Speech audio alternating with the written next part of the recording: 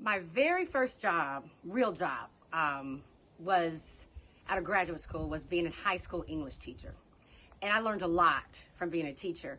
But one of the main things I learned was when I was going to have kids, I knew that I had to have people around me that would tell me the truth.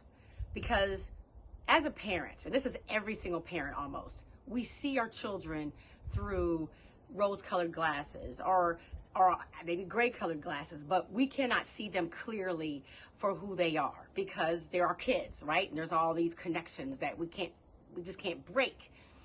And so when I asked my best friend to be my godmother, I asked her for a lot of reasons, but one of the reasons was I knew she'd keep it real with me and that she would tell me the truth about my kids, because I would see parents coming in all the time, and like I'd have kids who literally were gang members, and the parents would think that they were just like, no problems, or they would blame any problems that they had on the kids that they were hanging around, although their son was like the main one.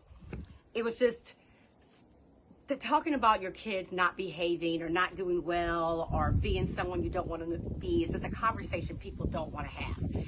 And they have it, even when they do have it, they have all these preconceived ideas and notions, and we just can't think clearly. And I realize that when it comes to talking about tough issues like race. One of the major problems in America is that the majority of white people don't want to talk about race. It's a conversation that they don't want to have. And they particularly don't want to have it when it has to do with them, has to do with some behavior that they did that may have been unseemly. And so the problem is that we really need to have these discussions. The only way we change things is if people open their brains up and say, maybe this just did happen, right? And so you're in a situation all the time as a black person where, one, you're having to deal with racism, but two, you're trying to have conversations about it that certain people don't want to have. Most people don't want to have, particularly if they're involved.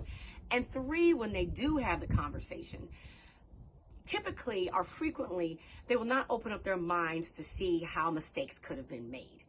And so it becomes quite exhausting because you don't just have the burden, the very real burden of what it means to be black in America.